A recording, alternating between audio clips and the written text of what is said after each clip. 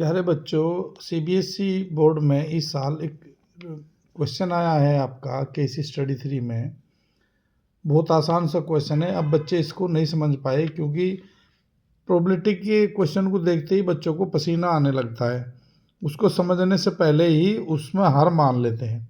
ये मनोविज्ञान है, बस बिल्कुल ये समझ लीजिए इसमें भी। जबकि मैं यही बात कहता हूँ कि यदि प्रोबेबिलिटी का कोई क्वेश्चन है तो सबसे पहले आप कुछ भी हो एकदम एनएस देखो। एनएस देख रहा है, देखो यदि यही क्वेश्चन दिया है तो ये कह रहा है कि एक ग्रुप ऑफ फ्रेंड्स है wanted to play cards with two identical packs of together while shuffling cards. तो कार्ड्स हमें पता होता है कितना होता है, तो कार्ड्स 52 होता है और 2 गड्डी इन्होंने ले रखी है। तो आप टोटल करके देख लो कितना हो गया। एनएस आपका कितना हो गया, ये टोटल हो गया ये। अब जो क्या काम कर रहा है कि रेस्ट ऑफ द जो कार्ड्स हैं आपके वे सफल करे जाते हैं और उसमें से 1 कार्ड ड्रॉन करना है आपको रैंडमली। केवल ये ध्यान रखना है, केवल एक कार्ड करना है इसमें से। और एज्यूमिंग दैट जो ड्रॉप्ड है वो cards are queen of hearts. एक तो जो वो है कि इसमें ड्रॉप हो गया, एक तो क्वीन ऑफ हार्ट्स गई उसमें से, एक 10 स्पेड्स गया और एक एनएस क्लब्स गया। इसका अर्थ है कि जहाँ एनएस है वहाँ पे चेंज आ गया आपका, क्योंकि वहाँ से हाथ में से आपके जो है 3 कार्ड निकल गए, नीचे गिर गए हैं। तो 3 जैसे निकाल लेंगे तो आपका जो हो गया 101 हो गया आपका एनएस। क्लियर होगी बात। अब जो है ये देखना है कि क्वेश्चन कहाँ है। देखो एक इसमें देखो यहाँ पे देख रहे हैं कि आपका जो जो क्वीन है हार्ट्स की वो गिर गई है नीचे।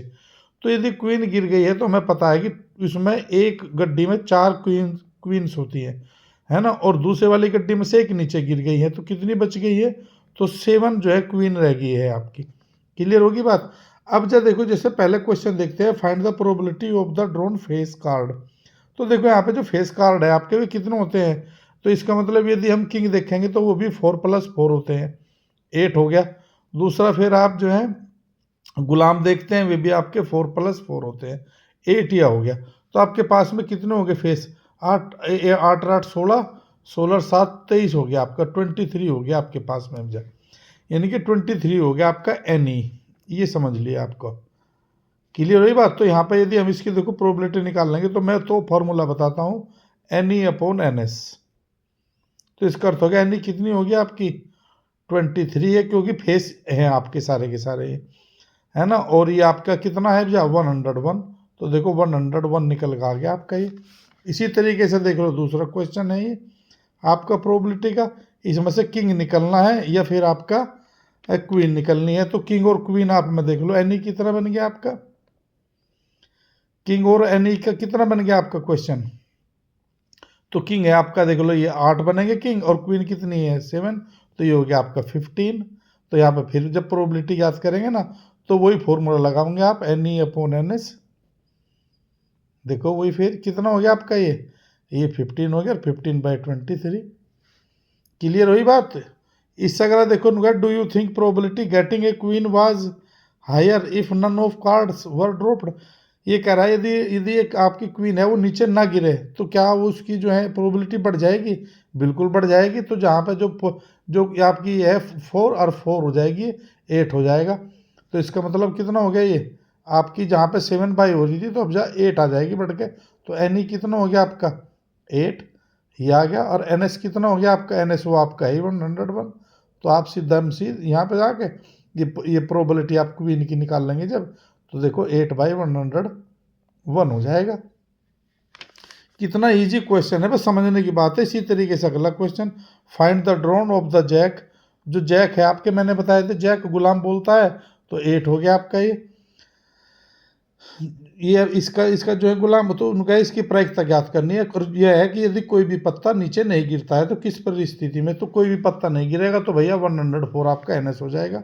तो गुलाम कितने हैं आपके, गुलाम हो गया आपके जैक 8, और कोई भी पत्ता नहीं नीचे गिरता है तो आपका 104 हो जाएगा।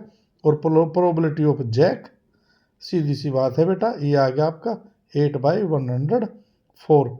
इस तरीके से एक क्वेश्चन था। अब पता नहीं बच्चे इसको समझ रहे या समझ नहीं आता है, इतना आसान क्वेश्चन होते हैं ये। तो आप जो है केवल मेरा प्रोबेबिलिटी का एक ही फॉर्मूला है, तो formula n E upon n S. आप एन एस देखिए सबसे पहले, फिर एनी देखिए। एनी में आपको अलग अलग क्वेश्चन पूछ सकता है, वो 3 क्वेश्चन पूछे हैं, बस थोड़ा सा आपको सोचना होता है। तो ये बच्चों क्वेश्चन आपके पेपर में आया था, जिसने कर दिया होगा 5 नंबर मिले होंगे, जो डर गया होगा, जिसने ट्राई भी नहीं करा होगा, तो भाई वो तो जो है रह गया होगा। खैर कोई बात नहीं बच्चों, कंपटीशन का ज़माना है, आपको नंबर कम आ सकते हैं, लेकिन आप पे हल करने क्वेश्चन आने चाहिए। मौके बहुत है, आगे बढ़िए। जो पीछे हो गया तो कर दिया, आगे जो आपके सामने जो पेपर होगा, दोबारा सरकार ने मौका दिया है 10th क्लास के लिए, तो आप दोबारा से तैयारी कीजिए। और जो मेरी वीडियोस है उसको फॉलो करिए, उसको समझिए।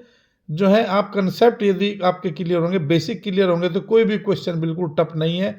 एक बशर्ते है कि आप मैथ में केवल अभ्यास करते रहे, एक्सरसाइज ही सबसे बड़ी बात होती है। आप अभ्यास करिए, एक ही क्वेश्चन को 2-3 दफ़ा निकाल दिए, आपके दिमाग में सेट हो जाएगा। तो वीडियो को देखते रहिए, लाइक करते रहिए, और जो है सब्सक्राइब कर दिए, ताकि वीडियो आपको मिलती रहे। और मैं अच्छे अच्छे क्वेश्चन आप लोगों के लिए लेकर आऊँगा, बहुत क्वेश्चन लेकर आऊँगा, तो आप देखते रहिए। 2-3 दफ़ा देखिए, एक बार नहीं 2-3 दफ़ा देखिए, पेपर में जाने से पहले देखिए, बीच में देखते रहिए।